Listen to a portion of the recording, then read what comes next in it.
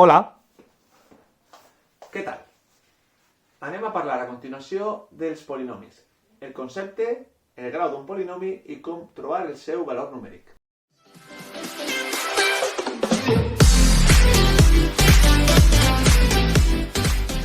Molt bé. Què vol dir polinomi? Polinomi és una paraula que ve del grec i poli significa més d'un o varis i nomi significa part. Per tant, polinomi vol dir més d'una part o diverses parts. Per exemple, 2x al quadrat només és una part, per tant s'anomena monomi perquè mono ve de u, del grec, i 2x quadrat més 2 consta de dues parts, de dos monomis, per tant s'anomena polinomi. D'acord? Per tant, qualsevol expressió que tinga més d'un monomi és el que anomenem polinomi. Molt bé. I com trobem el grau d'un polinomi? Doncs de la següent manera. El que hem de fer primer és trobar el grau de cadascun dels monomis que forma el meu polinomi. 3x al quadrat, el grau d'este monomi, recordem, és 2 i el grau d'este monomi és 1 i este és 0. El grau d'un monomi, era el nombre de factors de la part literal del monomi.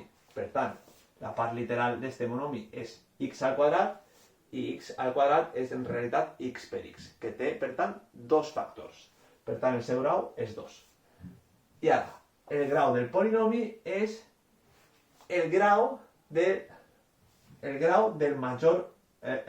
grau dels monomis que formen este polinomi. Per tant, el grau major és 2, per tant, el grau d'este polinomi és 2. En este cas, és un altre exemple, el grau d'este monomi seria 2 i el grau d'este altre monomi seria 3, perquè el nombre de factors del monomi és 3. Estem parlant del nombre de factors de la part literal. Molt bé, d'acord. Quin és el grau major? 3. Per tant, el grau del polinomi és 3. Molt bé.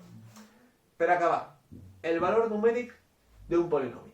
Mireu, per exemple, aquesta expressió és una expressió algebraica, que és un polinomi, està format per dos monomis, i és en realitat l'àrea, és l'expressió general de l'àrea lateral d'un cilindre. Mireu, 2pi per E, R i H, on R és el radi de la base del cilindre i H és l'altura del cilindre. Molt bé.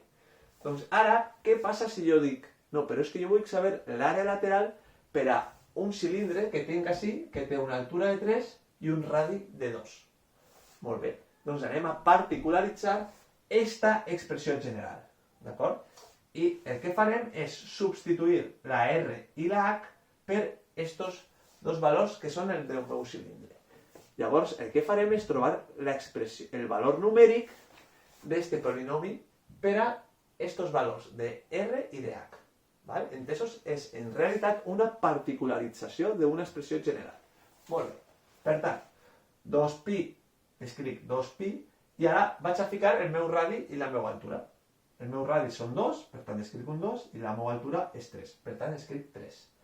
I, a continuació, 2pi, i r al quadrat, r era 2 al quadrat.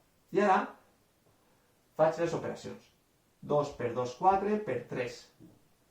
Seran 4 per 3, 12, pi, més 4 per 2, 8pi.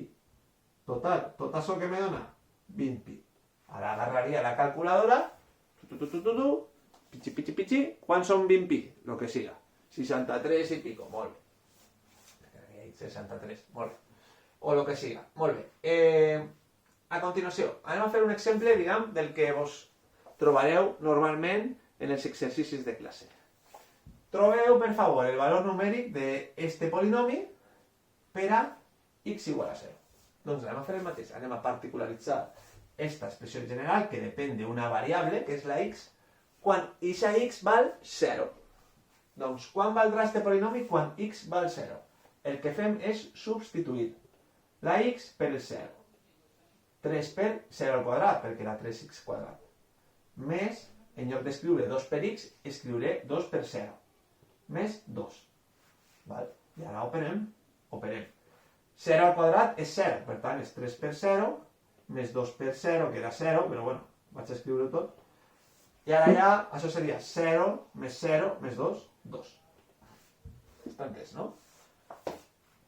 Vale, què passaria si me demanen el valor numèric per a x igual a 1? Repetim.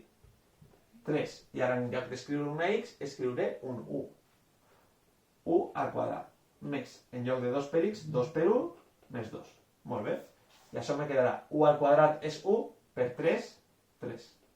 Més 2 per 1, 2, més 2. Molt bé. I això dona 7. Va, un poquet més complicat. Menys 2. Quan el valor de x val menys 2, torno a escriure l'expressió 3 per, i ara, com que tinc un menys, vaig a ficar-lo dins d'un parèntesis, menys 2 al quadrat, més 2 per menys 2, més 2. Molt bé. Menys 2 al quadrat. Menys 2 al quadrat, recordem, és menys 2 per menys 2. Per tant, el resultat serà més 4. Menys per menys, més. I ara, 2 més 2 per menys 2. Més per menys és menys, per tant me queda un menys, i 2 per 2 és 4, i més 2. Per tant, el resultat serà 12 menys 4 més 2, que això me donarà 12 menys 4, 8, més 2, 10. Molt bé. Espero que estigui clar. Si no, pareu el vídeo, el torneu a ficar i, si no, me fiqueu algun comentari. Moltes gràcies per tot.